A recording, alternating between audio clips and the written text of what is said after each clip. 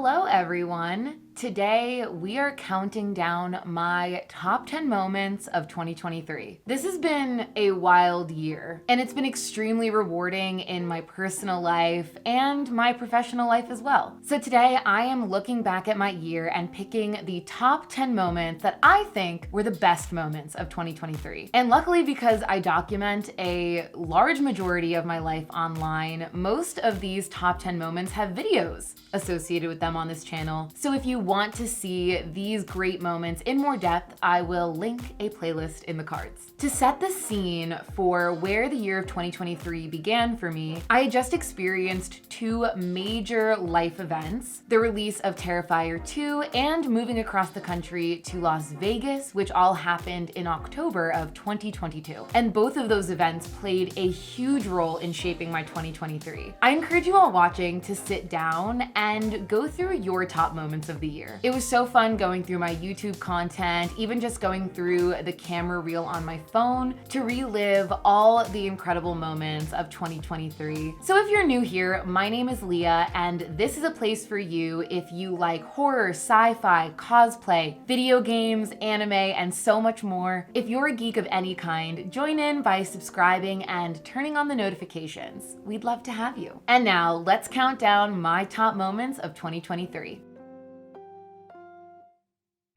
So as we get into this list, I want to make a note that it isn't really a ranking list. I'm not picking one of these moments over the other. I think they were all incredible and they all shaped my year. More than likely, this is a chronological list, but let's jump into it. To start, I don't think I can talk about 2023 without talking about all of the horror conventions that I got to go to. California, New Jersey, Ohio, Chicago, Minnesota, Missouri, Massachusetts, and England. What a great opportunity that was. It was so rewarding to see all of the work we did with the Terrifier franchise come to fruition at these conventions, meeting fans and seeing how much these movies meant to them. Shout out to Sean Clark, who was my manager and got me all of these bookings. To everyone on his team, to all of his other clients as well. You all made my year so incredibly special, and I'm better knowing all of you. And we're definitely going to be talking about the conventions more. There were two conventions in particular that stood out to me in a different way, and I will be mentioning those later in the list. The second moment I'm going to be talking about is a professional milestone of mine, and that was monetizing my YouTube channel. I've had this channel for a very long time, but I never really used it, and definitely never used it consistently. But now it's something I have been doing consistently for maybe a year and a half, maybe a little bit longer than that. And I had a month set that I wanted to monetize my YouTube channel. And I'm happy to say that I met that goal and hit my monetization in the month that I had planned to. Though I monetized my channel, I am in no way making enough money on this channel to support myself, but it's helped me understand YouTube analytics a little bit more, and I'm seeing incremental growth every single month. And I can't wait to carry this momentum into the next year. And of course, shout out to everybody watching this video. That goal could not have been made possible without everyone who comes back week to week to watch these videos. So thank you so much for helping me reach that goal. Third on this list, I want to talk about the simple and clean music video that I did with my friends CJ Rare, Chris Russo of Highwind, Fine Art, and Shayna. Just getting together with friends and being spontaneously creative fuels me in a way that's hard to describe. Even when you know you're filming a video and you're making content that you want to put on the internet, it's really nice when you can separate your need for monetization or your need for views and just really focus on the art. And I feel like that's what we did with this music video. Yes, we wanted to put it online. Yes, we wanted people to see it, but the process of making it was even more rewarding than the response we got for it. And I think that's how working with CJ has always felt to me. It's always felt more fun than serious, even though we're always striving to put out the best product possible. And that's why I chose CJ to be the producer for the original music that I'm working on, because it really is more of a passion project, just like this music video was. And I want to continue recreating those vibes that that we had shooting this music video and recording this song. And more on CJ and my original music later. Fourth on the list is driving to LA to see August D in concert. A little background on August D and who he is as a musician. With the birth name Min Yoongi and the other stage name of Suga of BTS, where he is their main rapper, August D is the persona he uses when he's releasing solo music. And this year he released his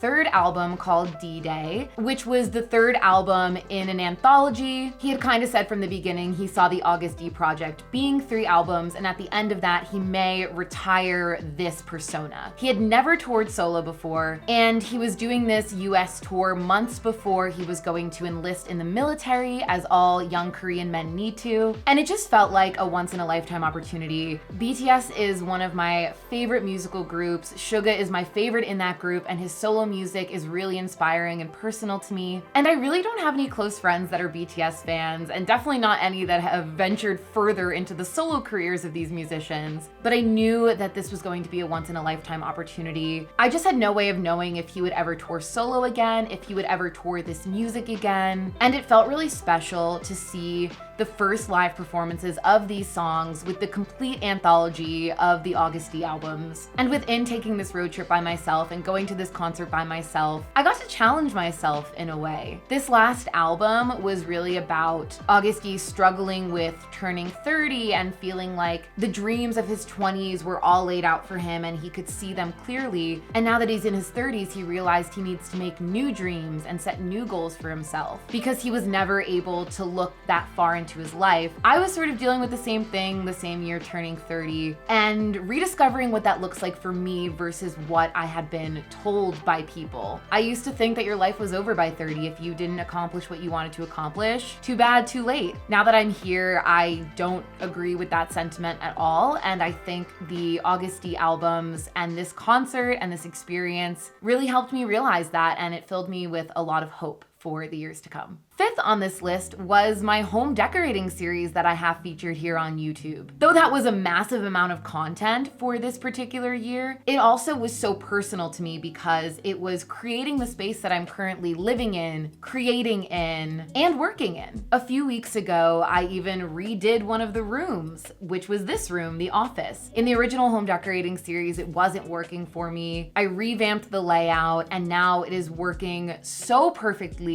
for creating content and being productive. And it's just been so fulfilling living in my first solo space, creating an apartment that functions perfectly for me. I almost feel like this apartment has its own voice and has its own spirit. I've actually named it. I've dubbed it the Labyrinth. First, because each room is designed with its own particular style and theme, which are wildly different from room to room. And two, because I feel like there's all these hidden little secrets within the apartment that you wouldn't see in your everyday average apartment, like my closet sound booth and the hidden mental breakdown corner behind my bed. No, I promise that's definitely not what I use it for. It's just a good little reading nook. It's a reading nook. But I love this apartment more than words can describe, and I loved bringing you all along with me on that journey, creating this space, and living here has exceeded my expectations. Not just this apartment, but Vegas in general. Love it here, love the choices I've made, love the apartment I picked and designed, and I hope I get a few years here. Sixth on the list, we're going back to talk about conventions. I said that there were 2 on that list that stood out to me, and one of those conventions was the Silver Scream Con in Danvers, Massachusetts. That convention stood out to me because not only was I an invited guest like I was at other conventions where I sit on the floor with my table selling signed autographs and photos, but there was also an Ice Nine Kills concert and I got to perform with Ice Nine Kills. I've talked about this a few times before, but when Spencer first asked me to perform with them, I immediately thought he meant that he wanted me to come out as the Clown Cafe host at the beginning of the set, sing my song, and then they'll carry on with their concert. The reason I went there was because one of the tours that they did this year, that's what they were doing. They would play the Clown Cafe music and then they would come out and start their set. But getting recognized as a full artist outside of that one role that people know me for was really touching, and it made me feel super valuable as an artist. And I got to sing A Grave Mistake, which is their song about the movie The Crow. I really don't get to perform live often, and I do really enjoy it, especially in a more theatrical setting. So it just really tickled a part part of me that hadn't been tickled in a while. That analogy that's not a good analogy, but I think you understand what I'm trying to say. Also, to be trusted to perform in a live act of that caliber. I mean, they all just won the Rock Sound Award for 2023's Best Live Act, and I performed with that live act.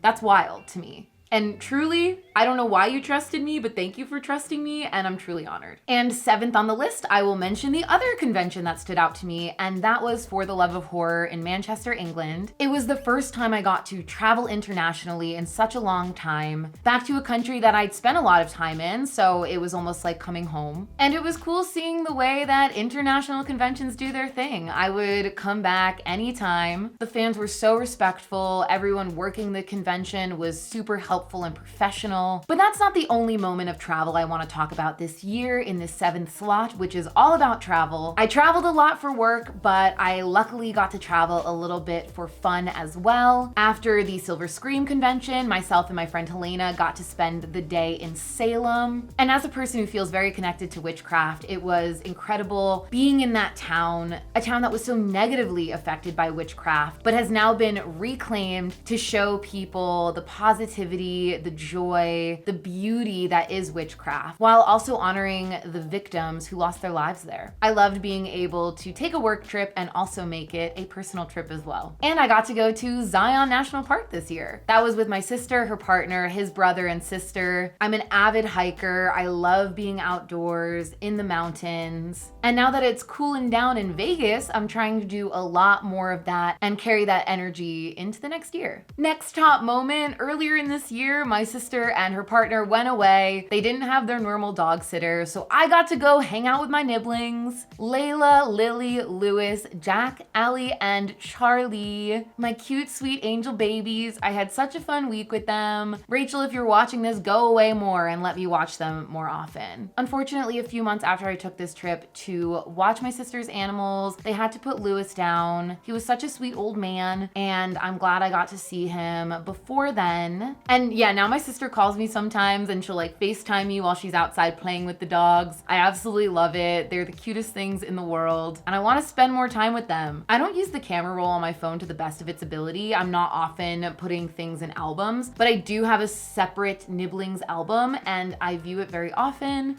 It brings me joy. I love animals. I wish I could have one of my own, but I'm not responsible enough. So I have to get my animal fix from the people in my life. So let me watch your pets. 9th on the list was going to New York Comic-Con. This is separate from the other conventions I spoke about because I was not an invited guest at this convention. I bought a pass just like everybody else. It's a tradition my friend Diana and I have done for many, many years now, where we go to Comic-Con and we cosplay. And normally we cosplay something together from the same movie or franchise. This time we created cosplays from different movies and TV shows. I was Kirishima from My Hero Academia, and she was Chihiro from Spirited Away, and she also had this incredible Haku dragon. I'm a sucker for tradition, and it was so special that both of us, though we don't live in New York anymore, got to travel to New York and have this weekend together. It was surprisingly our most stress-free Comic-Con experience, even though we both had pretty cumbersome costumes. Next year, we're thinking about doing Howl's Moving Castle.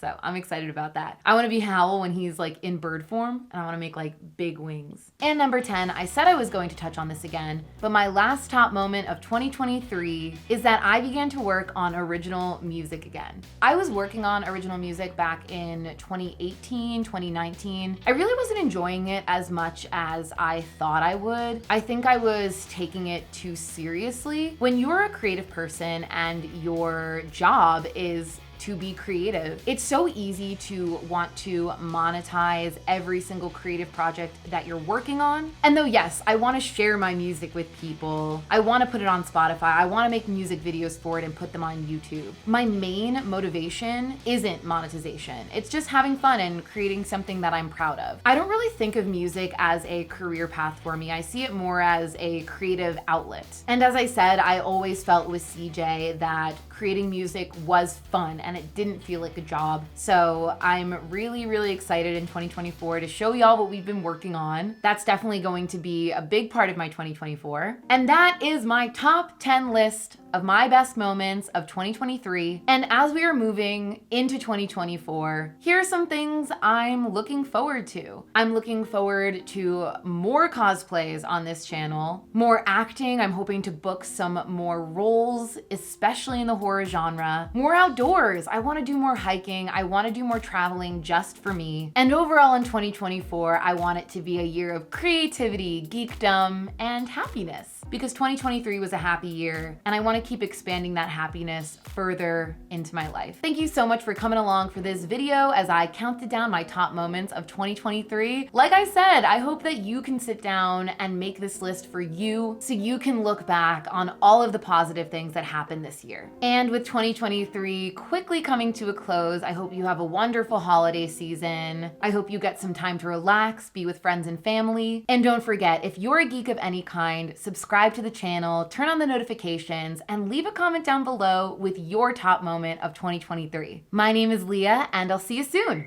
Peace out. Let it go. 얼어붙어 like whoa. 띵하고 어지러워. I see. 한여름에도 난 겨울. Yeah, got cold blood. Yeah, 너와 있을 때 I swear. 제가 먼저 zero 폭설한 그 chill day.